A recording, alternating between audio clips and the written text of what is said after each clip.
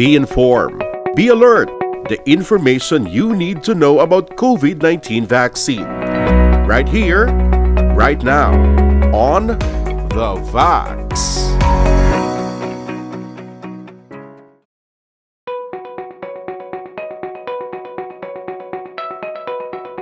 Common ang mga reactogenic na mga simptomas. Kung sa'yo ron, ang reaction sa aton lawas sa bakuna nga ginhatag sa aton. Kasi may ara kita yung inborn nga mga immune system responses mo. So bakod gitagaan kita sang foreign nga protina na halin sa bakuna nga ina, pwede mag-react aton lawas samtang nag-obra sa sang antibodies against sa bakuna nga ginhatag sa aton nga bakuna. So, common na ang hilanat, ang sakit sang braso, ang pagpalamula na dira, palangluya kung kaisa. Hindi man delikado.